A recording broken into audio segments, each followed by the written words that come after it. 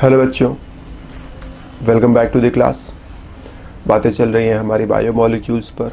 उसके अंदर कार्बोहाइड्रेट्स के ऊपर हमारा डिस्कशन हो रहा था और आज के क्लास में हम लोग कार्बोहाइड्रेट से ही related reducing and non reducing sugars को समझने की कोशिश करेंगे। तो देखो, 3 रिएजेंट्स की पहले थोड़ी सी बात हो जाए। एक तो टॉलेंस रिएजेंट,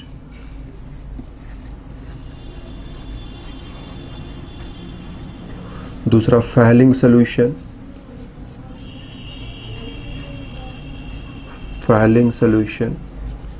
और तीसरा बेनेडिक्ट सॉल्यूशन।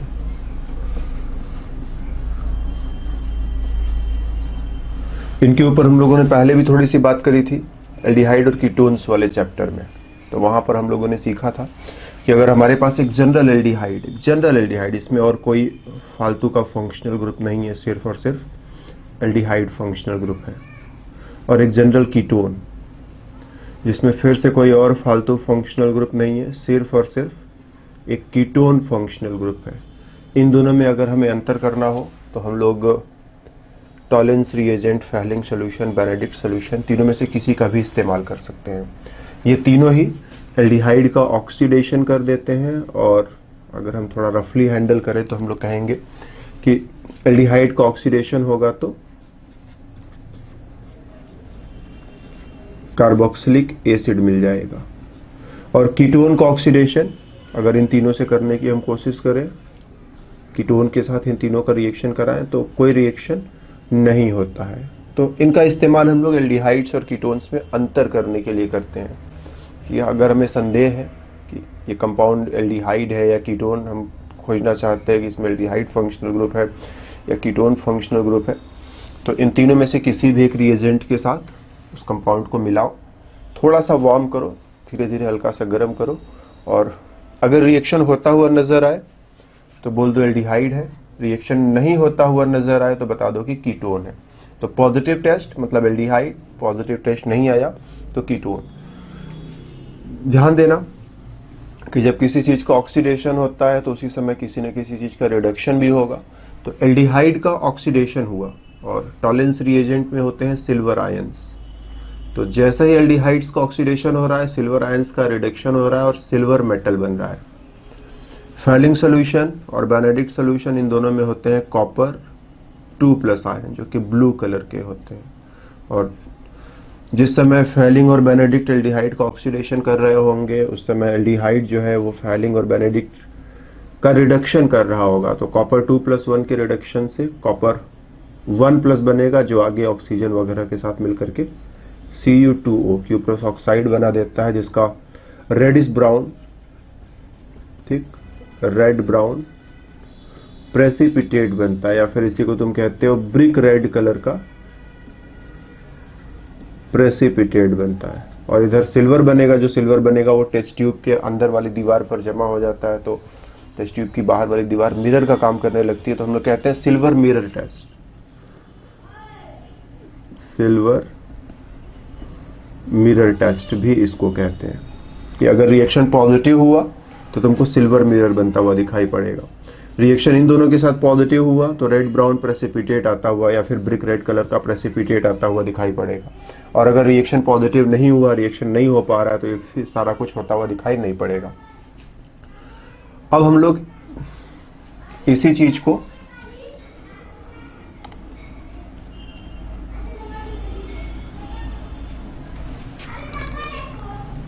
को ग्लूकोज और फ्रक्टोज पर अप्लाई करने की कोशिश करें। ग्लूकोज का स्ट्रक्चर हम जानते हैं पिछले 2 लेक्चर से। तो ग्लूकोज में क्या है,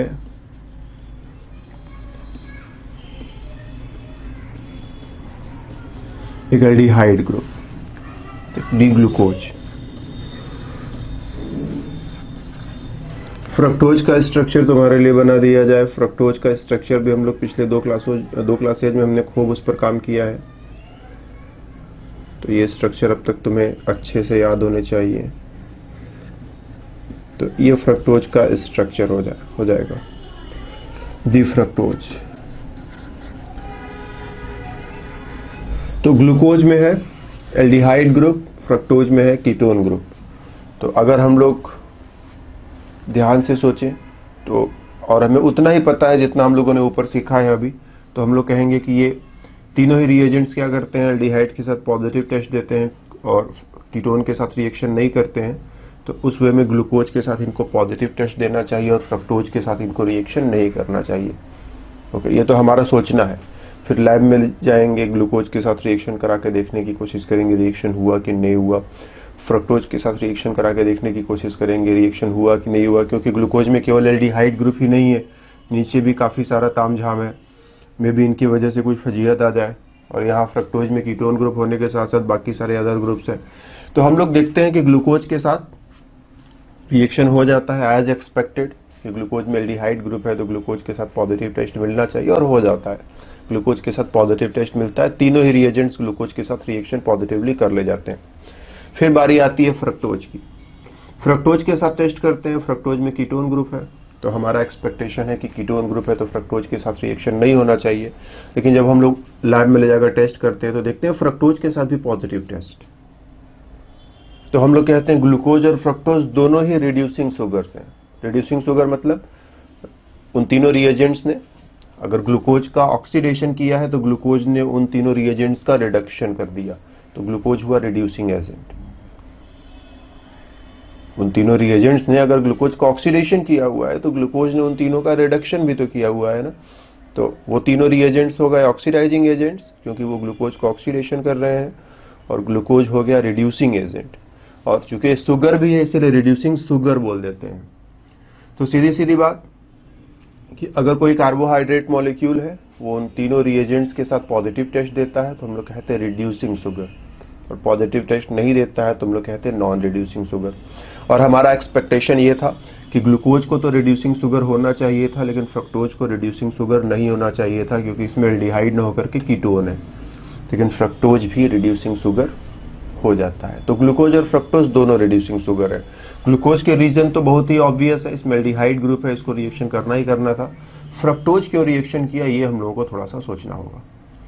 तो फ्रक्टोज में चलो इस पूरे हिस्से को हम कह देते हैं ये हिस्सा हुआ आर। ओके, और इसका स्ट्रक्चर अब लिखना चाहे तो शॉर्ट में ऐसे लिख सकते हैं CH2OH C double bond O R। ये नीचे वाला हिस्सा बार बार हमको बनाना ना पड़े तो उसको हमने शॉर्ट में R लिख दिया। तो कीटोन ग्रुप और उसके बगल में CH2OH ग्रुप होगा क्या, इसमें टॉटोमेरिज्म होगा, इसमें टॉटोमेरिज्म होगा।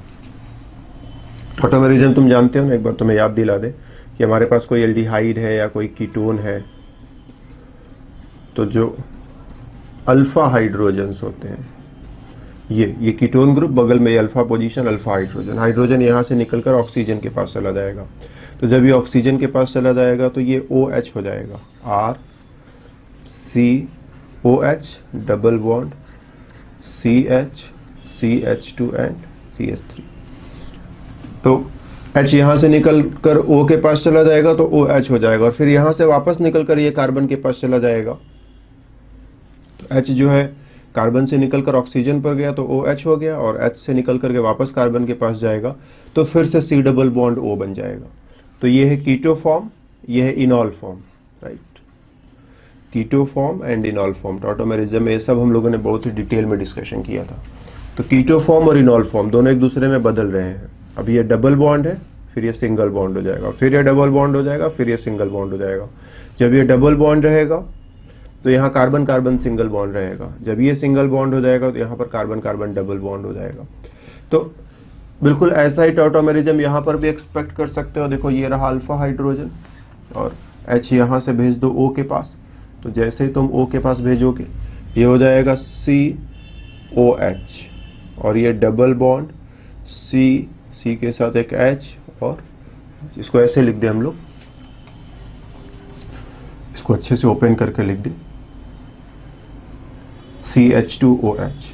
तो एक H जो है इस पर से उठा करके इसके पास भेज दो, तो अगला स्ट्रक्चर ऐसा दिखाई पड़ेगा। ये हुआ कीटो, इसे तुम कहोगे इनॉल। इनॉल मतलब ये कार्बन कार्बन डबल बॉन्ड है, डबल बॉन्ड को तुम कहते हो इन, और ये अल्कोहल ग्रुप है तो इन प्लस ऑल मिला करके हो जाता है इनॉल, तो उसी को तुम इनॉल कह रहे हो। तो अगर उसी वे में देखें तो कार्बन कार्बन डबल बॉन्ड है और ये जो सी डबल बॉन्ड ओ था उससे ओ एच बन गया तो ये इनॉल हो गया। लेकिन ध्यान देना ये नॉर्मल इनॉल नहीं है, देखिए नॉर्मल इनॉल नहीं है, इसमें दोनों तरफ ओ एच है। तो ये इनॉल न कह के इसको हम लोग बेटर कहें इन डाइऑल। थोड़ी देर के लिए इसको इग्नोर करो, ठीक है, इसको हम कवर अप कर देते हैं। तो ये डबल बॉन्ड था, अभी सिंगल बॉन्ड हो गया, सिंगल बॉन्ड से वापस फिर से डबल बॉन्ड बनेगा, तो double bond single bond single bond double bond, ये चलता रहेगा। एक बार डबल बॉन्डेड ऑक्सीजन, एक बार सिंगल बॉन्डेड ऑक्सीजन, फिर डबल बॉन्डेड ऑक्सीजन, फिर सिंगल बॉन्डेड ऑक्सीजन। और अब थोड़ा सा इसको भी व्यू में लाए तो हम लोग कह सकते हैं कि कार्बन कार्बन डबल बॉन्ड पर एक OH इधर है तो कार्बन कार्बन डबल बॉन्ड पर ही दूसरा OH इधर भी तो है। अगर ये C डबल बॉन्ड O में बदल सकता है तो ये भी तो C डबल बॉन्ड O में बदल सकता है ना। इसको एक बार हम सोचे ध्यान से तो कहेंगे यस, ये वाला अगर डबल बॉन्डेड ऑक्सीजन में बदल सकता है तो ये भी डबल बॉन्डेड ऑक्सीजन में बदल सकता है। तो अगर हम इसको डबल बॉन्ड O में बदल दें तो ये हो जाएगा C डबल बॉन्ड OH। यहाँ से अगर मैकेनिज्म लिखना चाहो तो कह दो इलेक्ट्रॉन ऐसे डोनेट किए, ये इलेक्ट्रॉन यहाँ लाए, फिर H को यहाँ से निकाल कर इसी कार्बन पर ला दोगे तो कार्बन पर OH, कार्बन पर H और R। ये वेवी लाइन इसीलिए लिखा है क्योंकि ये कार्बन एसिमेट्रिक हो गया है, और एसिमेट्रिक कार्बन पर दोनों का ओरिएंटेशन दो तरह से लिखा जा सकता है। हाइड्रोक्सिल ग्रुप को तुम राइट हैंड साइड पर भी लिख सकते हो, हाइड्रोक्सिल ग्रुप को तुम लेफ्ट हैंड साइड पर भी लिख सकते हो। तो अब देखो ये एल्डिहाइड ग्रुप बन गया। तो पहले ये कीटोन था, कीटोन से इनॉल बना, ये कहो इनॉल न बन करके इन डाइऑल बना। फिर यहां से ये वाला ऑक्सीजन भी डबल बॉन्ड बना सकता है तो तुम यहां पहुंचोगे, और ये वाला ऑक्सीजन भी डबल बॉन्ड बना सकता है तो तुम यहां पहुंचोगे। तो ये इन डाइऑल दोनों डायरेक्शन में जा सकता है, यहां पर आ सकता है या फिर यहां पर जा सकता है। यहां पर आया तो वापस कीटोन और यहां पर चला गया तो एल्डिहाइड। तो इस तरह से इस इन डाइऑल के थ्रू ये जो तुम्हारा कीटोन है, ठीक, ये किस में बदल गया, एल्डिहाइड में बदल गया। मतलब जो कीटोन ग्रुप हुआ करता था उसके बदले अब मॉलिक्यूल में कीटोन नहीं रहा, एल्डिहाइड ग्रुप मिला। तो कीटो फॉर्म, इन डाइऑल फॉर्म और ये एल्डिहाइड फॉर्म, ये टॉटोमेरिज्म हो रहा है। और जब एसिड या बेस प्रेजेंट रहता है तो टॉटोमेरिज्म बहुत स्पीड पकड़ लेता है। नॉर्मली तो ये धीरे धीरे हमेशा होता रहता है, एसिड रहे कि न रहे, बेस रहे कि न रहे, यह हमेशा होता रहता है। लेकिन ये एसिड या बेस प्रेजेंट जब रहता है तो ये टॉटोमेरिज्म बहुत स्पीड पकड़ लेता है। तो इन तीनों रिएजेंट्स की जो हम बात कर रहे थे, Tollens reagent, falling solution, Tollens reagent, falling solution, Benedict solution, ये तीनों ही डाइल्यूट अल्कलाइन मीडियम में बने होते हैं। तीनों का मीडियम अल्कलाइन रहता है, मतलब थोड़ा थोड़ा बेसिक मीडियम। और उस बेसिक मीडियम की वजह से क्या होगा, ये जो टॉटोमेरिज्म हो रहा है, ये टॉटोमेरिज्म बहुत ही स्पीड पकड़ लेगा, जल्दी जल्दी होने लगेगा। तो तुरंत ही कीटोन से बनेगा एल्डिहाइड, और जैसे बन गया एल्डिहाइड वैसे तुम्हें मिलेगा पॉजिटिव टेस्ट। और यही वजह है कि फ्रक्टोज में कीटोन ग्रुप होने के बावजूद वो इन तीनों रिएजेंट्स के साथ पॉजिटिव टेस्ट देता है। क्यों? क्योंकि फ्रक्टोज का स्ट्रक्चर ऐसा है कि अभी कीटोन ग्रुप है, टॉटोमेरिज्म से अभी थोड़ी देर में एल्डिहाइड ग्रुप बन जाएगा। और उन तीनों रिएजेंट्स का जो मीडियम है वो वीकली बेसिक है, अल्कलाइन है, जिसकी वजह से टॉटोमेरिज्म स्पीड पकड़ लेगा और फटाफट ये काम होने लगेगा, जल्दी से एल्डिहाइड बनेगा और जल्दी से तुम्हारा टेस्ट पॉजिटिव हो जाएगा। जल्दी से टेस्ट तुम्हारा पॉजिटिव हो जाएगा और तुम कहोगे कि यस, फ्रक्टोज भी पॉजिटिव टेस्ट दे रहा है। तो फ्रक्टोज में कीटोन ग्रुप है, क्यों वो पॉजिटिव टेस्ट दे रहा है? क्योंकि कीटोन ग्रुप है जरूर, लेकिन जैसे ही रिएजेंट को मिलाओगे तुरंत कीटोन से एल्डिहाइड बनेगा, और एल्डिहाइड ग्रुप आ जाने की वजह से वो पॉजिटिव टेस्ट तुम्हें देता हुआ दिखाई पड़ेगा। तो ग्लूकोज तो ठीक है, ग्लूकोज पॉजिटिव टेस्ट देगा ही देगा, फ्रक्टोज भी टॉलेंस, फैलिंग और बेनेडिक्ट सोल्यूशन के साथ पॉजिटिव टेस्ट देगा। या फिर इन जनरल तुम कह सकते हो कोई भी तुम्हारे पास कीटोन है जिसमें CO के बाद ये CH2OH मिल जाए, तो ऐसा कीटोन टॉटोमेरिज्म के जरिए कन्वर्ट हो सकता है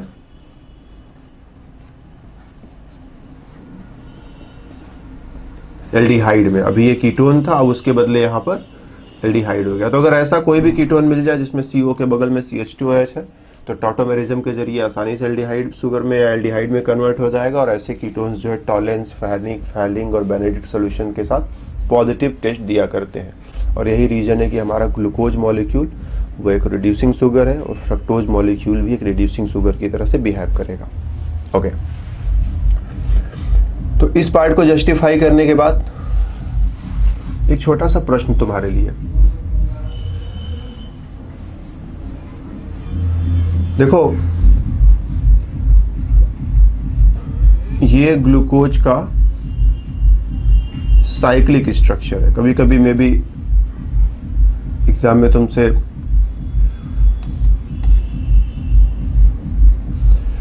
ये ग्लूकोज का साइक्लिक स्ट्रक्चर है, राइट। एग्जाम में तुमसे पूछ दिया जाए बताओ ये रिड्यूसिंग शुगर है कि नहीं है, तो यस, ये ग्लूकोज का ही साइक्लिक स्ट्रक्चर है जो अपने आप ओपन चेन स्ट्रक्चर में बदल जाता है। तो ऐसा नहीं कि साइक्लिक है तो ओपन नहीं होगा, ये साइक्लिक स्ट्रक्चर है और अपने आप ओपन हो जाएगा। ओपन कैसे होता है, इस H को हम ऐसे एक्सपैंड कर दें तो ये ऑक्सीजन लोन पे डोनेट करेगा, यहाँ पर डबल बॉन्ड बनेगा, ये इलेक्ट्रॉन इधर शिफ्ट हो जाएगा, O पर माइनस आएगा, इसको H दे देना तो OH हो जाएगा और इधर से H हटा देना तो ये एल्डिहाइड ग्रुप हो जाएगा।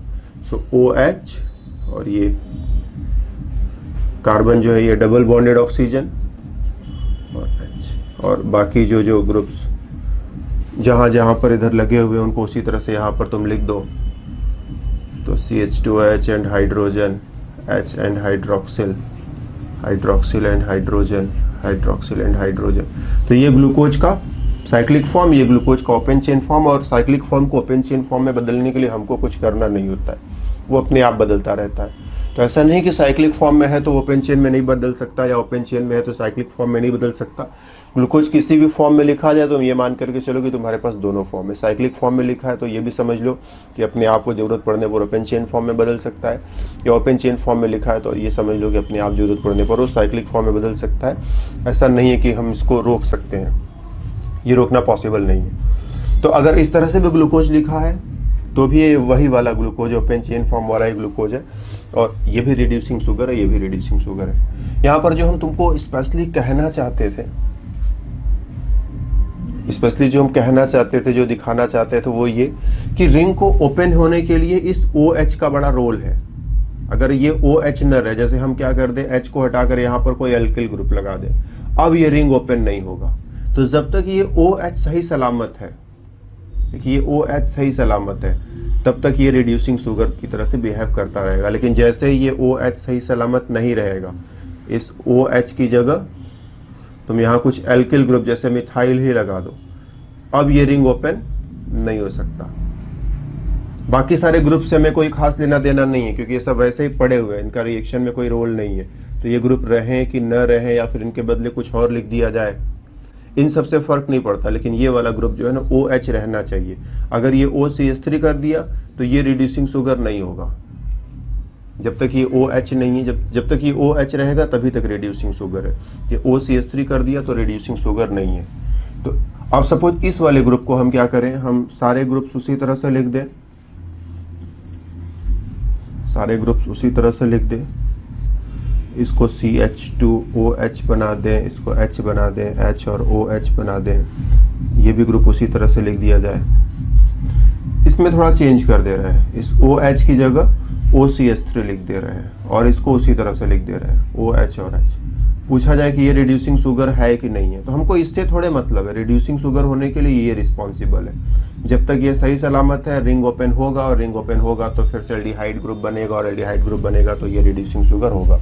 तो साइक्लिक स्ट्रक्चर भी ग्लूकोज फ्रक्टोज का मिले तो ध्यान देना कि उस साइक्लिक स्ट्रक्चर में कौन सा पार्ट है जो रिंग को ओपन करने के लिए जरूरी है, क्योंकि साइक्लिक मॉलिक्यूल जो है, जो साइक्लिक स्ट्रक्चर है वो रिड्यूसिंग शुगर होने के लिए रिस्पॉन्सिबल नहीं है। रिड्यूसिंग शुगर होने के लिए ओपन चेन स्ट्रक्चर रिस्पॉन्सिबल है। तो ओपन चेन स्ट्रक्चर आना चाहिए, और ओपन चेन स्ट्रक्चर भी नहीं आना चाहिए, बल्कि ये होना चाहिए कि ओपन चेन स्ट्रक्चर आने के बाद एल्डिहाइड ग्रुप की पॉसिबिलिटी होनी चाहिए, या तो डायरेक्टली या तो इनडायरेक्टली। या तो डायरेक्टली हो जाए या तो टॉटोमेरिज्म होने के बाद एल्डिहाइड ग्रुप बने, वो एल्डिहाइड ग्रुप की पॉसिबिलिटी होनी चाहिए। एल्डिहाइड ग्रुप की पॉसिबिलिटी नहीं होगी तो कैसे रिड्यूसिंग शुगर होगा, क्योंकि फाइनली तो रिएक्शन एल्डिहाइड ग्रुप को करना है ना। तो अगर तुम्हारे पास क्वेश्चन साइक्लिक फॉर्म में भी आते हैं तो परेशान होने की जरूरत नहीं। देखो ध्यान से कि रिंग ओपन होगा कि नहीं होगा। ओपन होगा तो एल्डिहाइड बनेगा कि कीटोन बनेगा। एल्डिहाइड बना तब तो ठीक, कीटोन बना तो देखो टॉटोमेरिज्म होने के बाद एल्डिहाइड बन पाएगा कि नहीं। तो ये सारी चीज़ों को कनेक्ट करके तुम साइक्लिक मॉलिक्यूल्स को भी आसानी से पहचान सकते हो कि रिड्यूसिंग शुगर होगा या नहीं होगा।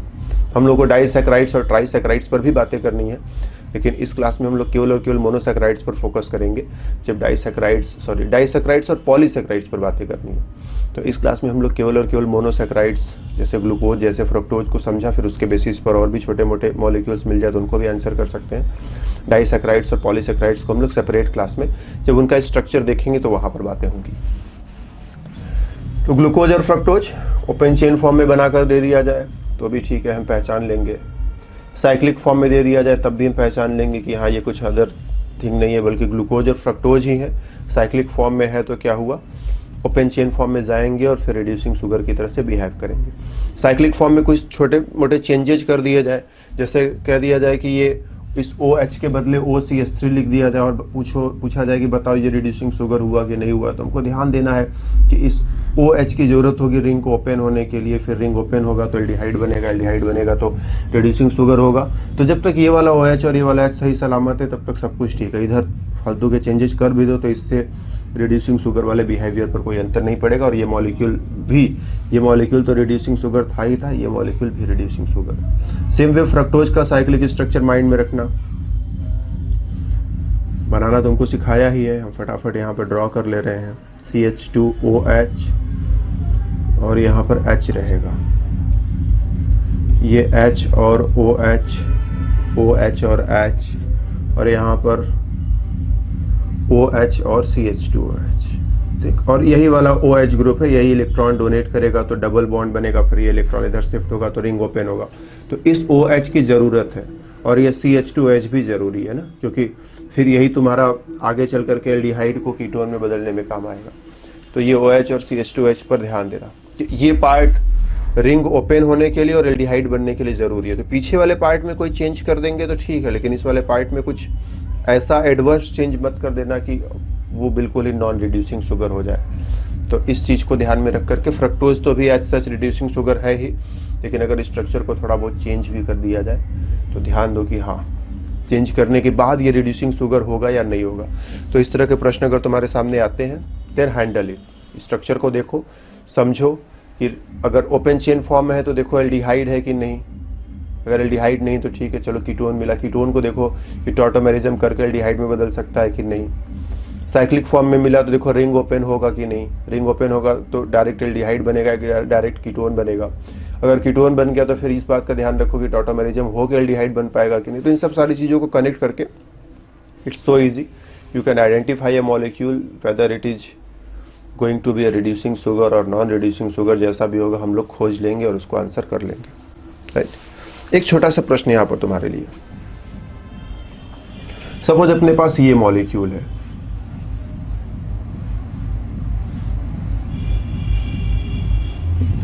इधर कोई ग्रुप नहीं लगा रहे, यहाँ पर एक OH लगा दिया और एक H लगा दिया। क्या ये रिड्यूसिंग शुगर है या फिर रिड्यूसिंग शुगर की तरह बिहेव कर सकता है? शुगर तो नहीं है तो शुगर कहना तो मुश्किल है, लेकिन चलो क्या ये रिड्यूसिंग एजेंट है? क्या ये टॉलेंस, फेलिंग बेनेडिक्ट वगैरह के साथ पॉजिटिव टेस्ट देगा?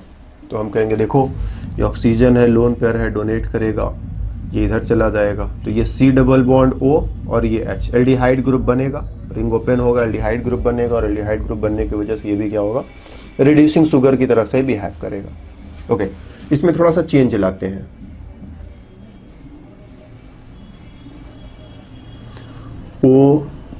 OCOCH3 एंड H, ये एस्टर ग्रुप हो गया। और स्पेशली अल्कलाइन मीडियम में कह दो हम लोग एक्स्ट्रा KOH और थोड़ा सा हीट कर रहे हैं, क्या ये रिड्यूसिंग शुगर की तरह से बिहेव करेगा? तो हम लोग जानते हैं कि जो एस्टर फंक्शनल ग्रुप होता है वो यहाँ से आसानी से हाइड्रोलाइज हो जाता है, थोड़ा सा एसिड या थोड़ा सा बेस रहे तो यहाँ से हाइड्रोलाइज हो जाता है। तो जब हाइड्रोलाइज हो जाएगा तो ये OH हो जाएगा, फिर ये यहीं पर पहुँचेगा। तो डायरेक्ट में भी है कि ये टॉलेंस, फेलिंग बेनेडिक्ट के साथ रिएक्शन न करता हो, लेकिन हाँ एक्स्ट्रा अल्कलाइन मीडियम और थोड़ा सा हीट प्रोवाइड करें तो इजीली ये हाइड्रोलाइज होकर के फिर इसी जगह पहुंचेगा और इसी जगह पहुंचेगा, तो ये भी रिड्यूसिंग शुगर की तरह से बिहेव कर सकता है। वन मोर, हम लोग इस OH को कह दो OCH3 में बदल दे, और पूछा जाए कि बताओ फिर से वही extra alkaline medium,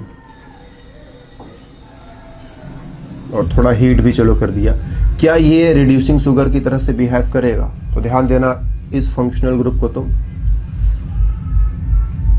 alkaline medium में हाइड्रोलाइज नहीं कर सकते हो ना, है क्या ये OR है, कुछ सपोर्ट के लिए नहीं है, ईथर टाइप का सिचुएशन है, बगल में ऑक्सीजन थोड़ा बहुत हेल्प कर सकता है, लेकिन इस फंक्शनल ग्रुप को हम अल्कलाइन मीडियम में हाइड्रोलाइज नहीं कर सकते, तो ये यहाँ पर इसमें कन्वर्ट नहीं हो सकता, और इसमें कन्वर्ट नहीं हो सकता तो ये इसको हम अल्कलाइन मीडियम में जो है रिड्यूसिंग शुगर की तरह से इसको बिहेव नहीं करवा सकते हैं। तो ये तो डायरेक्टली रिड्यूसिंग शुगर की तरह से बिहेव कर जाएगा, ये हाइड्रोलिसिस हो जाए अल्कलाइन मीडियम में, तो ये हाइड्रोलिसिस के बाद रिड्यूसिंग शुगर की तरह से बिहेव कर जाएगा।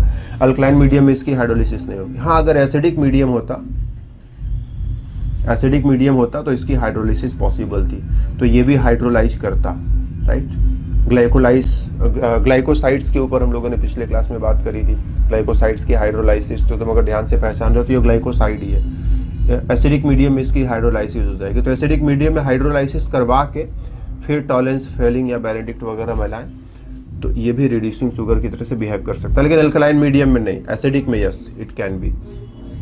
तो इस तरह के प्रश्न अगर तुम्हारे सामने लाए जाते हैं कि इसमें थोड़ा चेंज करके इसको किसी और ग्रुप में बदल दिया, या इसको थोड़ा चेंज करके किसी दूसरे ग्रुप में बदल दिया, तो तुम थोड़ा ध्यान से सोचना कि क्या इन ग्रुप्स को वापस हाइड्रोलाइज करके इसमें कन्वर्ट किया जा सकता है। तो एस्टर को तो हम लोग एसिडिक बेसिक दोनों तरह के मीडियम्स में हाइड्रोलाइज करके यहाँ तक पहुँच सकते हैं। ये ईथर टाइप का सिचुएशन हो गया है, इसको केवल और केवल एसिडिक मीडियम में हाइड्रोलाइज करके यहाँ तक पहुँचा जा सकता है। तो हाइड्रोलिसिस के बाद ये रिड्यूसिंग शुगर हो जाएगा, हाइड्रोलिसिस के बाद ये रिड्यूसिंग शुगर हो जाएगा, और हाइड्रोलिसिस के लिए मीडियम का भी ध्यान तुम्हें रखना पड़ेगा कि कौन से मीडियम में हाइड्रोलिसिस हो पाएगी, कौन से मीडियम में हाइड्रोलिसिस नहीं हो पाएगी। तो आज की क्लास में हमारी तरफ से इतना ही, फिर मुलाकात होगी अगले क्लास में, तब तक के लिए बाय बाय।